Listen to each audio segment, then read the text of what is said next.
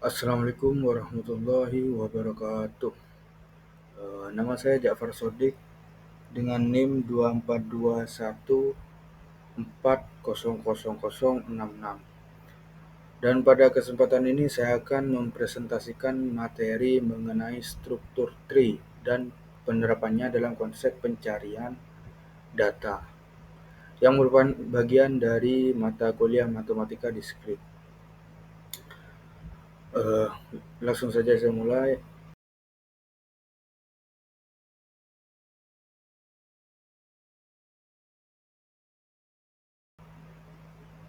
Yang pertama ada pendahuluan. Struktur tree menjadi bagian penting dalam dunia komputer dan matematika diskrit. Struktur ini sangat efektif dalam mengorganisasi data dan mempercepat proses pencarian. Kemampuannya untuk mempresentasikan data secara hierarkis membuatnya sangat berguna di berbagai bidang, seperti bidang informatika, basis data, dan sistem operasi.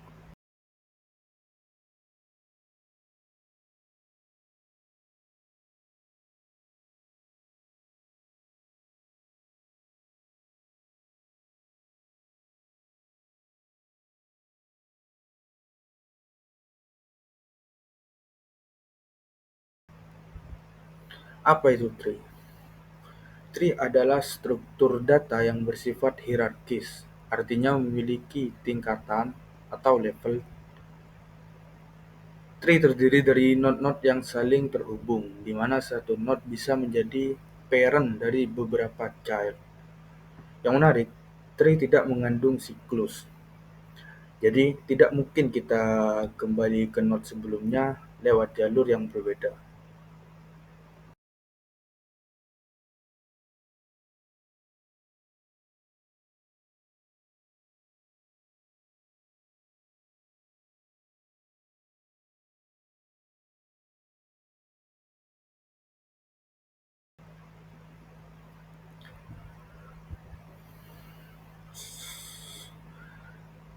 Kemudian ada istilah dasar dalam tree.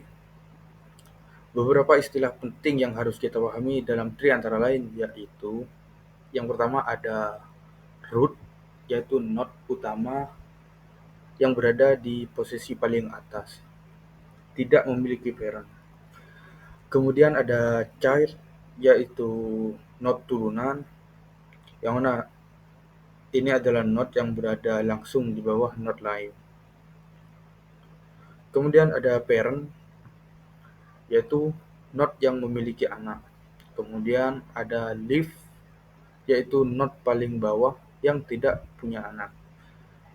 Kemudian ada subtree, artinya bagian dari tree yang juga bisa dianggap sebagai tree kecil.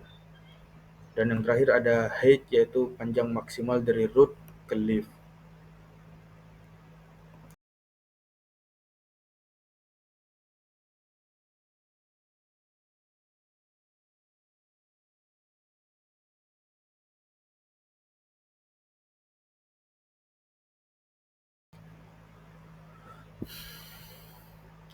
Kemudian di sini ada pembagian jenis-jenis tree, yang mana terdapat beberapa jenis tree. Yang pertama ada binary tree, yaitu tree di mana setiap node punya maksimal 2 anak.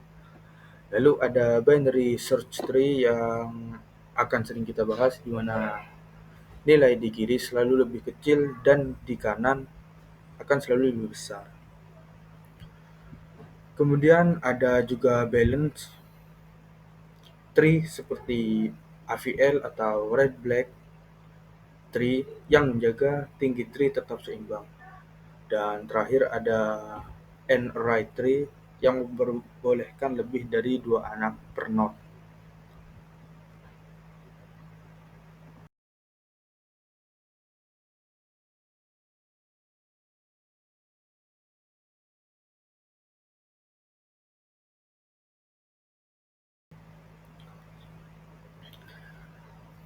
Di sini saya juga mau menjelaskan tentang tree dalam pencarian data. yang mana salah satu penggunaan utama tree adalah dalam proses pencarian pada binary search tree. Kita bisa melakukan pencarian secara efisien hanya dalam waktu logaritmik, yaitu O log n. Caranya yaitu membandingkan data yang dicari dengan node saat ini. Kalau lebih kecil maka pindah ke kiri, jika lebih besar maka pindah ke kanan. Dan terus begitu sampai ketemu nomor yang diinginkan atau mentok.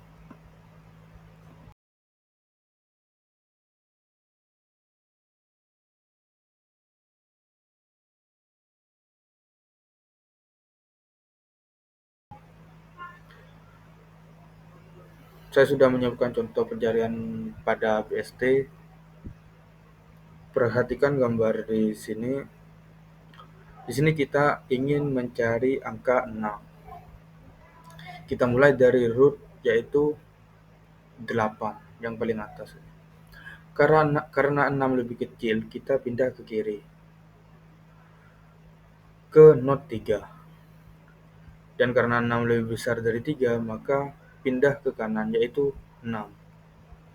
Dan angka 6 yang awalnya kita cari sudah ketemu. Dengan cara ini, pencarian jadi jauh lebih cepat dibandingkan cek satu persatu.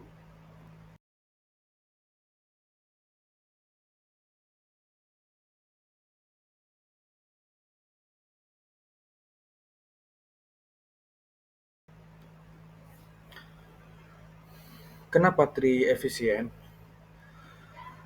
Yaitu karena mengurangi waktu pencarian dibandingkan pencarian linear.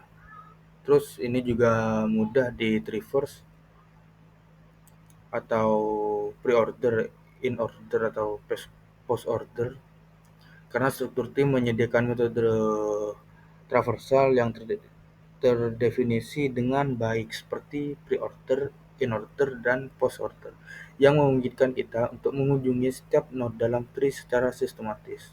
Cocok untuk berbagai aplikasi yaitu seperti struktur basis data, compiler, dan artificial intelligence.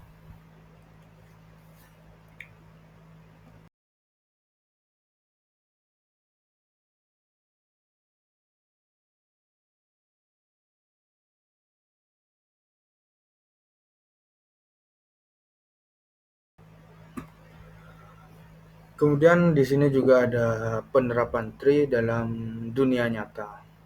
Yang mana tree bukan hanya konsep teori tapi juga banyak digunakan dalam dunia nyata. Contohnya struktur folder di komputer kita, karena folder dan subfolder dipresentasikan sebagai tree. Kemudian sistem pencarian di database, hierarki jabatan dan departemen.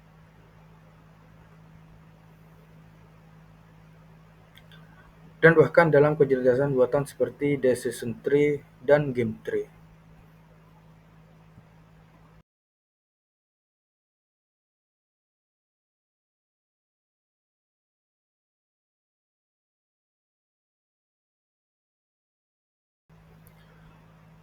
Jadi kesimpulannya adalah tree adalah salah satu struktur yang sangat berguna dalam matematika diskrit. Karena dengan struktur ini kita bisa mengelola data secara efisien dan melakukan pencarian dengan cepat. Pemahaman tree akan sangat membantu kita dalam memahami sistem komputer secara keseluruhan. Mungkin itu saja dari saya pada kesempatan kali ini. Kurang lebihnya mohon maaf. Wassalamualaikum warahmatullahi wabarakatuh.